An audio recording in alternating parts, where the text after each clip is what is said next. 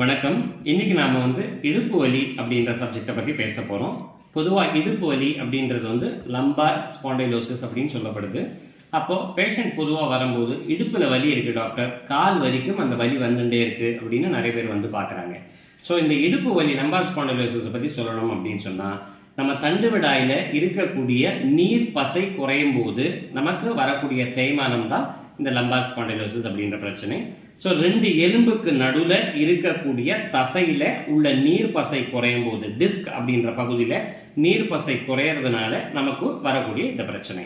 நம்ம ஈஸியாக சுலபமாக உங்களுக்கு புரிஞ்சுக்கிறதுக்காக சொல்கிறேன்.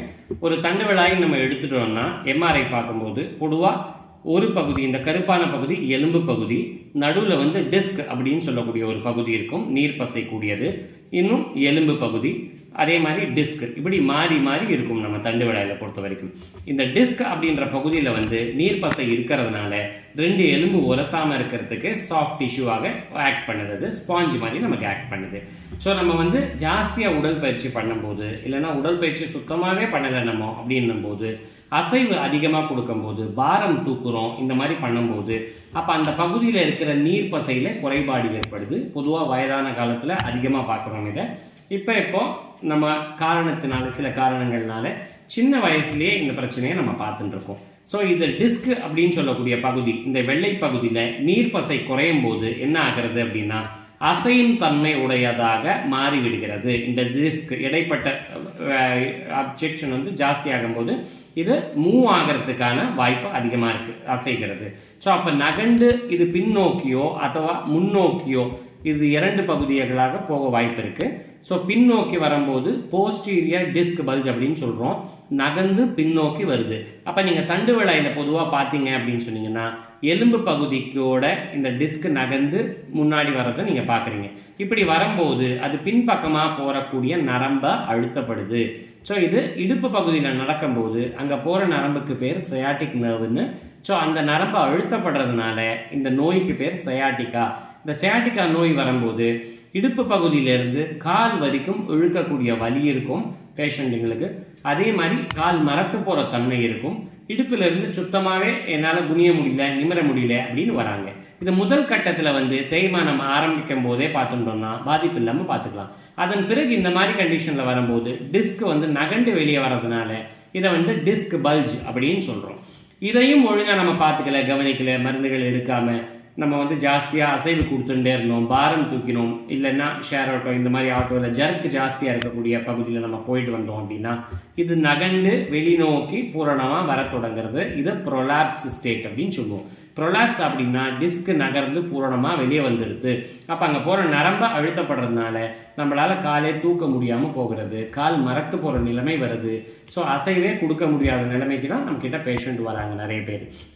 இந்த மாதிரி நேரங்களில் வரும்போது அதுக்கு ஆயுர்வேத முறையில் நம்ம சிகிச்சை கொடுக்கறது, இந்த இடத்துல டிஸ்கோட நீர் பசை குறைஞ்சதுனால தான் இந்த அசைந்து மேல் நோக்கி வெளியில் வந்துட்டுருக்கு, இல்லைன்னா முன்னோக்கி போயிட்டுருக்கு.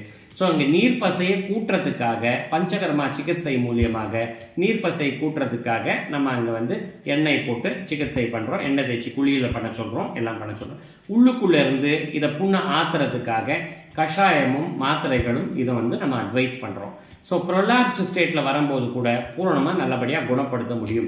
இந்த டிஸ்க் அடுத்த நிலை தாண்டி இது உடைந்து கீழ் நோக்கி போகிறது, பொடியாக போகிறது அப்படின்னும் போது மட்டுமே நம்ம சர்ஜரி, அந்த நேரத்தில் நம்ம எதுவும் பண்ண முடியாது, அப்போ நம்ம சர்ஜரி அட்வைஸ் பண்ணுறோம். இல்லைன்னா பொதுவாக டிஸ்க் பல்ஜ்லேயும் டிஸ்க் ப்ரொலாப்ஸ்லையும் வர கண்டிஷனில் பஞ்சகர்மா சிகிச்சை மூலியமாக நம்ம எண்ணெய் தேய்த்து உள்ளுக்குள்ளேருந்து மருந்து உட்கொண்டு வந்தால் இது பூரணமாக திருப்பி தன்னோட இடத்துல போகிறதுக்கான வாய்ப்புகள் நிறைய உண்டு. நிறைய பேருக்கு குணமாயிட்டே இருக்கு. ஸோ இதுக்கு முக்கியமான காரணம் என்ன? நமக்கு இந்த மாதிரி தேய்மானங்கள் வரத்துக்கு காரணம் இன்றைய உலகிய வாழ்க்கையில் நம்ம நிறைய ஜங்க் ஃபுட்ஸ் நிறைய சாப்பிட்றோம்.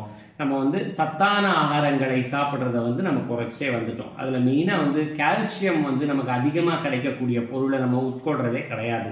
ஸோ இந்த மாதிரி காரணங்களால் நமக்கு அங்கே உள்ள நீர் பசை குறையிறது. ரெண்டாவது, எந்த பாகத்தில் அதிகமாக அசைவு கொடுத்துட்டே இருக்கும். இப்போ நம்ம கழுத்து பகுதியாக இருக்கட்டும், இடுப்பு பகுதியாக இருக்கட்டும், ரெண்டுமே அசையும் தன்மை உடையது. நம்ம திரும்பி பார்க்குறோம், எல்லாம் பண்ணுறோம். ஸோ அந்த அசையும் தன்மை அதிகமாக இருக்கும்போது அந்த பகுதியில் ஏற்படுற ஃப்ரிக்ஷன்னால அங்கே சூடு ஏற்பட்டு உள்ளே இருக்கிற ஜவ்வில் வந்து நீர் பசை குறைஞ்சுட்டே வருது. ஸோ இதுதான் அதோட முக்கியமான காரணம். அதே மாதிரி இன்றைய காலகட்டத்தில் நம்ம எக்ஸசைஸ் செய்யாமல் நிறைய பேர் உடற்பயிற்சி செய்கிறதில்ல, ஒரே இடத்துல உட்காந்து நிறைய வேலைகளை பண்ணுறோம், லேப்டாப்ஸ் யூஸ் பண்ணுறோம். இந்த மாதிரி வேலை பண்ணும்போது குனிஞ்சே உட்காந்து ஒரே பொசிஷனில் பண்ணும்போது கூட அந்த பகுதியில் இந்த மாதிரி பாதிப்பு ஏற்பட்டு அது மாதிரியும் ப்ராப்ளம்ஸ் வந்துட்டு இருக்கு. அந்த மாதிரி கண்டிஷன்ஸ் வரும்போது உடற்பயிற்சிகள் பண்ணணும். அது கூட இந்த மாதிரி நரிஷ் பண்ணுற மாதிரி எண்ணெய்களை தேய்ச்சி குளிக்கிறது, எண்ணெய் தேய்த்து குளிக்கிற பழக்கம் உருவாக்குறது, கால்சியம் உள்ள பொருட்களை உட்கொள்றது, நார்ச்சத்துள்ள பழங்களை நிறைய சாப்பிடணும். நம்ம மலச்சிக்கல் ஏற்படாமல் பார்த்துக்கணும். இன்றைக்கி நிறைய பேர் என்னென்னா லேட் நைட் மொபைல் பார்த்துட்டு டிவி பார்த்துட்டு இந்த மாதிரி பண்ணிட்டு, இல்லைன்னா வேலைகள் இருக்கிறதுனால லேட் நைட் தூக்கம் பண்ணுறாங்க, ரொம்ப நேரம் கழித்து தூங்குறது.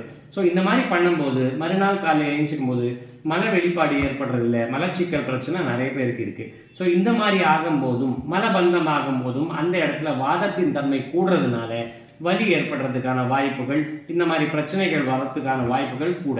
ஸோ மலச்சிக்கல் ஏற்படாமல் நம்ம பார்த்துக்கணும். நிறைய நீர்ச்சத்துள்ள ஆகாரங்களை நிறைய சேர்த்துக்கிறது, பொருள்களை நிறைய எடுத்துக்கிறது பண்ணிக்கணும்.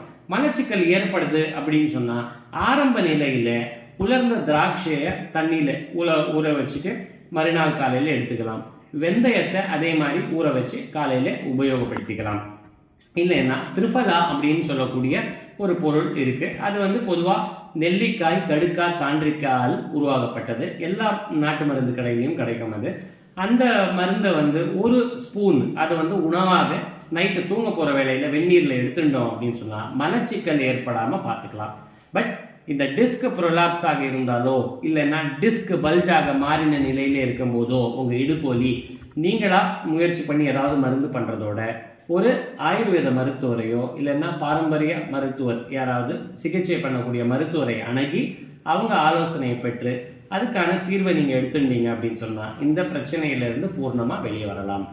முதல் முறையாக ஃபஸ்ட்டு இதுக்கு உள்ளுக்குள்ளேருந்து மருந்து சாப்பிட்றது, வெளியிலேருந்து எண்ணெய் தேய்த்து இந்த பகுதியை பலப்படுத்தின பிறகு நீங்கள் ஃபிசியோதெரபிக் எக்ஸசைஸோ இல்லைன்னா யோகா போன்ற பயிற்சிகளை நீங்கள் பண்ணிகிட்டே வந்தீங்கன்னா திருப்பி இந்த பாதிப்பு ஏற்படாமல் நீங்கள் பார்த்துக்கலாம்.